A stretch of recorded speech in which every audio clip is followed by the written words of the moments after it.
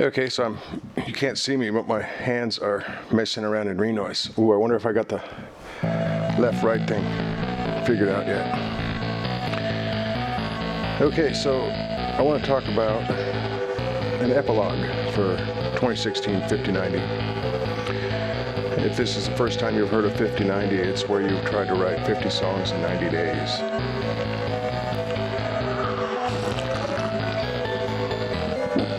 I'll put the link to this site in the description. Anyway, it goes from about July 5th to, goes for 90 days, so it's something like October. Well, see, July and August have 31 days. So it's probably October 3rd, July 5th to October 3rd, something like that. I think they give you an extra day because they open it at midnight on the international date line, and then they close it. Well, the way they open it and the time, the worldwide time that they use, if that makes any sense, in relation to the international date line, they make it so it's like 91 days.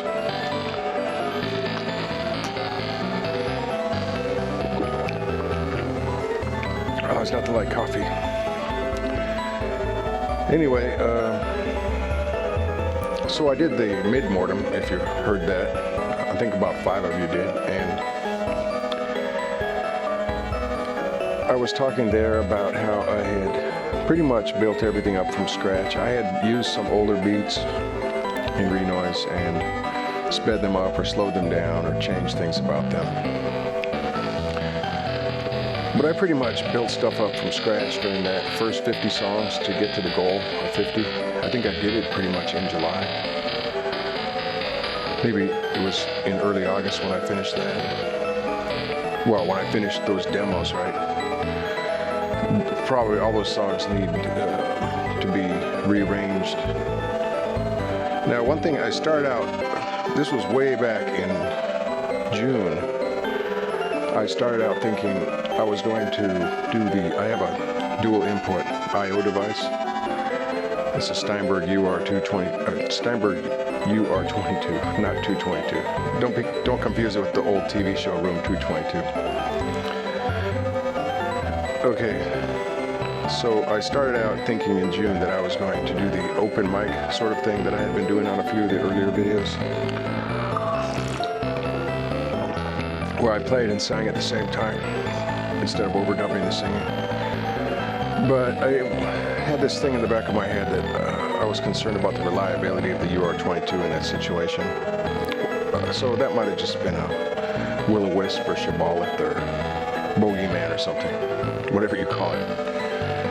Not a real concern. I mean, it has blown up a couple times in dual record mode, but it's blown up, you know, recording left and right at the same time. It's blown up though a couple times just recording mono. And I think a lot of that comes from the Wi-Fi. Anyway, so in June I'm thinking I'm gonna sing and play at the same time. And another thing that I'm thinking is I'm really gonna simplify my lyrics.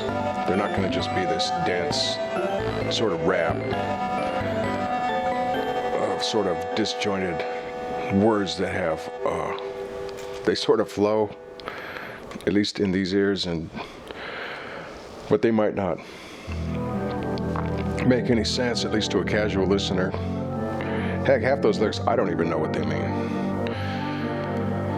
And that's probably the point, because I don't know if I've talked about this, but I do enjoy listening to music that's in a foreign language that I don't understand. Then I get a better sense of the singer's raw emotion, rather than listening for the meaning of words.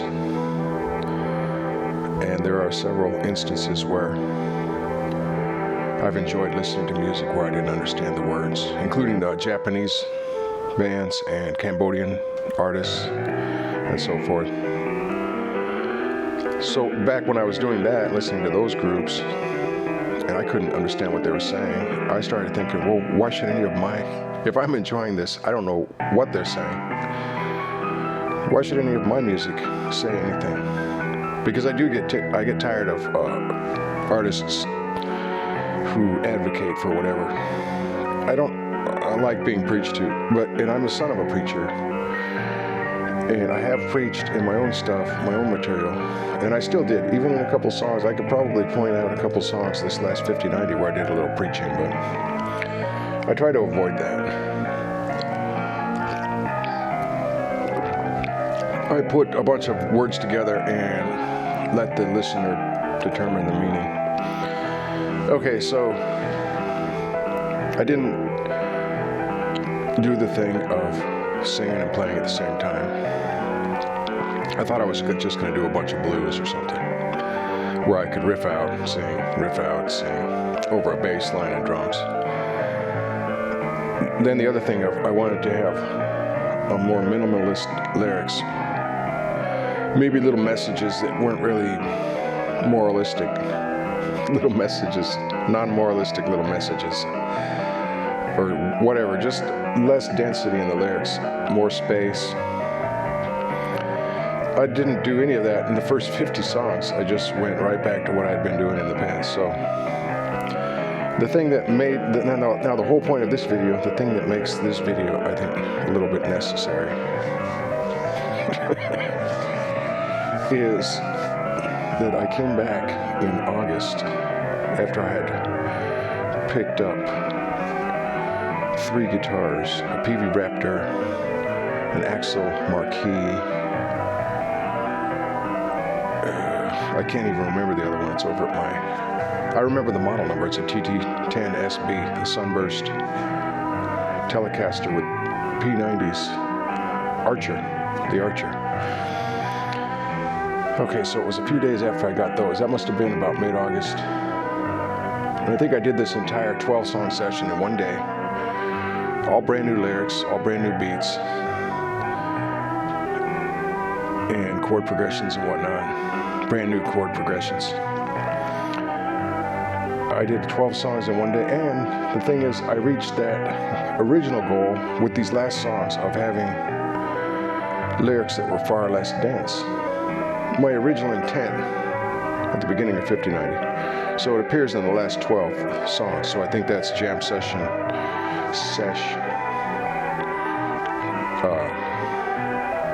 where did I pick that up? It was Sports Sesh. Is that Eastbound and Down, where that guy has that Sports Sesh show? So I was doing my jam sessions, and this was either number 5 or number 6 for 2016 50/90.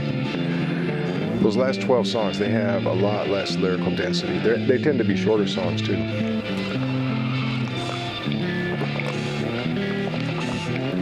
So I think going forward,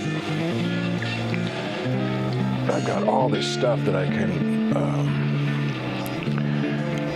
go through and detail out the drums and the bass, etc., and create some dynamics, some softer spots and some louder spots. I know a lot of it is pretty much as it is. It's what I put out, the 62 tracks total. It's pretty driving, just constant.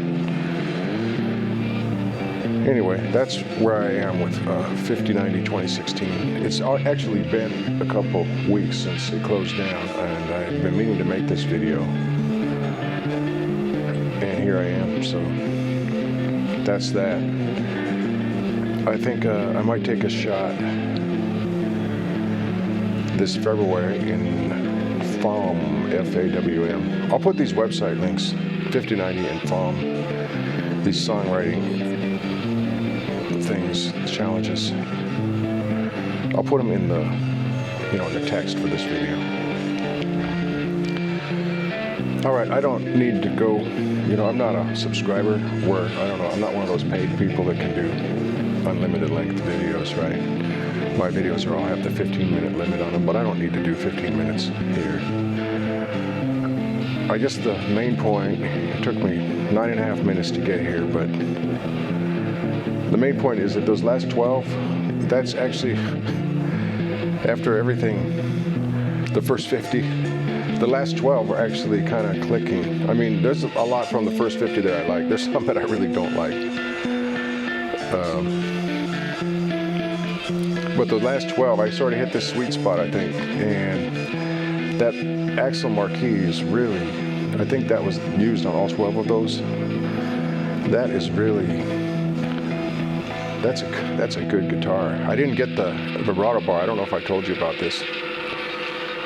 They didn't send the vibrato bar. It looked like something that had kicked around Amazon's warehouse, to be honest. Actually, that Archer seemed the same way. They both arrived in in one of those triangle boxes, without the outer square box and then the packing material, whether it's paper or plastic or whatever. They just arrived in the inner shell, and they arrived intact. So I was like, okay, whatever, man, it worked. But man, I wouldn't ship guitars like that. And most people don't, but these did, and they both came via Prime, and I had to pay state sales tax, so they were in the warehouse over there, nearby, I guess. I live 5 miles away from a big warehouse. I think that's where they might have been. Maybe they were in another city. But yeah, those two, the Axel and Archer, showed up. And they were intact all right, but they didn't have any paperwork, nothing. Usually you get like a little certificate of luthierism. No, that the luthier did it, set the guitar up properly or whatever. You get some kind of piece of paper that says something, or maybe a little pamphlet with the other products from the company's product line. Neither guitar had any of that, and the Axel, which I think is a great guitar, it showed up with no vibrato bar, which was actually the reason I bought it. But it's so great that I like it anyway. Coffee burps. Okay. So the Axel shows up without the vibrato bar. I think I actually have. I have it right here. It showed up with this wrench, which I don't think adjusts the truss rod. They were substituting the vibrato bar with this. And notice I didn't even try to put this in that hole. And I wrote them back and they gave me $41 back credit. So I was cool with that. Now I'm getting towards 15 minutes, by the way. Blah, blah, blah. Long story short, I've been trying to get a hold of Axel through their email address to get one of the vibrato bars for the Marquis, and I cannot seem to do that. Anyway, I think that the Marquis and the SROs, it's kind of unclear to me which lines are built in China, but they've got a whole line of USA guitars that are built in California. They're going to be $200 or $300 more per guitar. But Axel makes some great guitars, AXL.